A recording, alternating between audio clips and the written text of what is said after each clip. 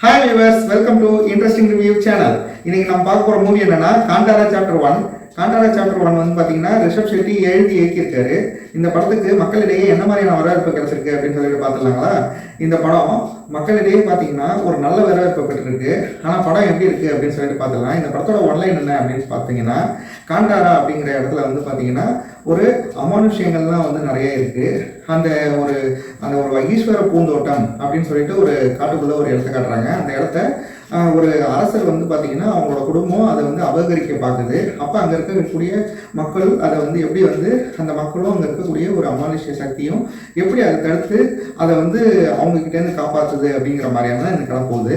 So இந்த படத்தில் வந்து பார்த்தீங்கன்னா பாசிட்டிவ்ஸ் என்ன அப்படின்னா கண்டிப்பாக ரிஷப் ஷெட்டியை தான் சொல்லி ஆகணும். முழுக்க 100க்கு 80% ரிஷப் ஷெட்டியோடைய ஒரு பெர்ஃபார்மன்ஸு, அவருடைய அந்த ரைட்டிங் ஸ்கில்லு எல்லாமே இந்த படத்தை இந்த அளவுக்கு ரீச் ஆகிறதுக்கு கண்டிப்பாக அவர் மட்டும்தான் காரணம்.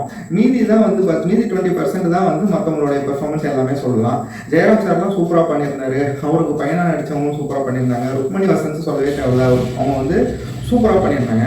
ஃபர்ஸ்ட் ஹாஃபை பொறுத்த வரைக்கும் பார்த்தீங்கன்னா வந்து இந்த படத்தில் பாசிட்டிவ்ஸ்ன்னு வரும்போது கண்டிப்பாக செகண்ட் ஹாஃப் வந்து பார்த்தீங்கன்னா, அதாவது இந்த பட்ஜெட் ஒரு 125 crores இப்படி எடுக்க முடியுன்றது வந்து பார்த்தீங்கன்னா எல்லாருக்குமே ஒரு லெசன் மாதிரி ஆயிடுச்சு.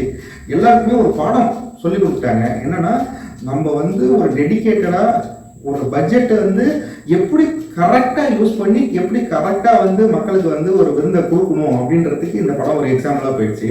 இதில் வந்து என்ன விஷயம் அப்படின்னு சொல்லிட்டு பார்த்தீங்கன்னா, அதாவது ஒவ்வொரு ரூபாயையும் கரெக்டாக அந்த விஎஃப்எக்ஸ்க்கு செலவு பண்ணி அதை அவுட்புட் கொண்டு வரதாக இருக்கட்டும், அதேமாதிரி ஆக்டிங் எல்லோரும் ஆக்ட் பண்ணுற விதமாக இருக்கட்டும், அந்த கதை நகர்வு ஸ்கிரிப்ட் எழுதுறதா இருக்கட்டும், எல்லாமே இப்போ தமிழ் படங்கள் பார்த்தீங்கன்னா சிலது வருது. அதில் பார்த்தீங்கன்னா ஏதோ மாஸ் சீன்ஸ்ன்னு 4 போடுறாங்களே தவிர கதை கோர்வை இருக்க மாட்டேங்குது, ஒரு சுவாரஸ்யம் இருக்க மாட்டேங்குது. அப்போல்லாம் பார்த்தீங்கன்னா ஒரு 15 இயர்ஸுக்கு முன்னாடி வந்து ஒரு படம் ஃப்ளாப்னா அதில் ஏதோ ஒரு சின்ன மிஸ்டேக் தான் இருக்கும் அந்த படத்தில், அதுக்காக அந்த மூவியே ஃப்ளாப் ஆகிருக்கும். ஆனால் இந்த படத்தை பொறுத்த வரைக்கும் பார்த்தீங்கன்னா நெகட்டிவ்ஸ் என்ன அப்படின்னு பார்த்தீங்கன்னா, இந்த படத்தோட ஃபர்ஸ்ட் ஹாஃப் தாங்க பெரிய நெகட்டிவ். இந்த படத்தில் ஃபர்ஸ்ட் ஹாஃபில் பார்த்தீங்கன்னா காமெடி பண்ணுறேன் அப்படின்னு சொல்லிட்டு எவ்வளவோ ட்ரை பண்ணியிருக்காங்க. அந்த கன்னட ஆக்டரை போட்டு என்னென்னமோ ட்ரை பண்ணியிருக்காங்க. ஆனால் பார்த்தீங்கன்னா அந்த காமெடி எதுவுமே நமக்கு ஒர்க் அவுட் ஆகலை. ஒருவேளை அந்த கன்னடா லாங்குவேஜில் பார்த்தா ஓரளவுக்கு சுமாராக இருக்குமான்னு தெரியல. ஆனால் இதில் தமிழ் டப்பிங்கில் பார்த்தீங்கன்னா அது வந்து எடுபடலை. ஆனால் செகண்ட் ஹாஃப் ஃபர்ஸ்ட் ஹாஃப் வந்து ஒரு நைட் ஷோ போகிறவங்கலாம் வந்து பார்த்தீங்கன்னா ஃபர்ஸ்ட் ஹாஃபில் தூங்கிடுவாங்க. அதுவே வந்து கொஞ்சம் ரொம்ப ஷார்ட் டெம்பரான ஆளுங்கெல்லாம் பார்த்தீங்கன்னா ஃபர்ஸ்ட் ஹாஃப்லேயே வந்து படத்தை விட்டு ஏஞ்சி போயிடுவாங்க. ஆனால் அப்படி போனால் அவங்களுக்கு தான் லாஸ்.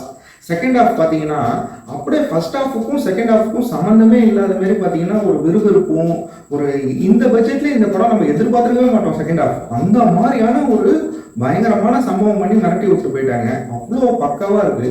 அதுவும் இந்த டிவோஷனல் பீப்புள் எல்லாருக்குமே வந்து பார்த்தீங்கன்னா இந்த படத்தில் ஃபைட் வருது.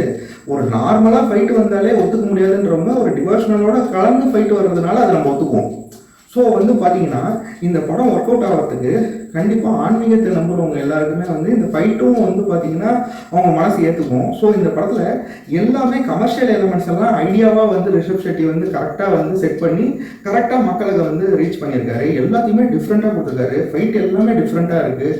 அதேமாதிரி அதில் காட்டுறாங்க புலிகான்னு சொல்லிட்டு ஒரு கேரக்டர் வந்து ஒரு சாமி வந்து பார்த்தீங்கன்னா அதில் வந்து அவங்க எடுக்கக்கூடிய அந்த அவதாரங்கள், அதாவது ராஜகுலிகா, ருத்ரகுலிகா அப்படின்னு சொல்லிட்டு அது ஒவ்வொன்றும் வந்து அந்த ரிஷப் ஷெட்டி கொடுக்கக்கூடிய அந்த எக்ஸ்பிரஷன்ஸ் ஆகட்டும், அப்படியே ஓ அப்படின்னு சொல்லிட்டு உடனே டக்குன்னு சொல்லிட்டு அப்படியே அந்த கொடுக்கக்கூடிய அந்த எக்ஸ்பிரஷன்ஸ் எல்லாமே நமக்கு அப்படியே புல்லரிக்க வைக்குதுங்க.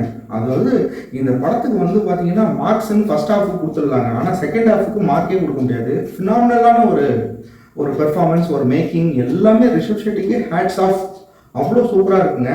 கண்டிப்பாக இந்த படத்தை எல்லாருமே போய் தியேட்டரில் பார்த்து என்ஜாய் பண்ணுங்கள்.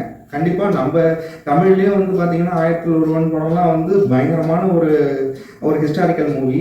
ஆனால் அது வந்து மக்களுக்கு புரிகிற மாதிரி எளிமையான விதத்துலேயும் கமர்ஷியல் கலந்தும் ரீச் பண்ணாதது எல்லாருக்கும் ரீச் ஆகாமல் போயிடுச்சு. பரவாயில்ல, கண்டிப்பாக தமிழ்லேயும் இந்த மாதிரி ஒரு படம் வரும் ஃப்யூச்சரில். இப்போ இருக்கிற டேரக்டர்ஸ் இல்லாமல் புதுசாக ஒரு டேரக்டர் வந்து எடுப்பாங்கன்னு நம்புவோம். இந்த படத்தை எல்லாரும் போய் கொண்டாடுங்க. நம்ம கன்னடா மூவி, நம்மளுடைய ஒரு சகோதர மூவி, ஒரு மாநிலத்திலேருந்து வர்ற மூவின்னு சொல்லிட்டு ஏற்றுக்கிட்டு கண்டிப்பாக கொண்டாடுங்க. நாளைக்கு அவங்க நம்மளை ஏற்றுக்குவாங்க. சரிங்களா? நெக்ஸ்ட் ஒரு நல்ல படத்தோட ரிவ்யூவில் பார்ப்போம். பாய்.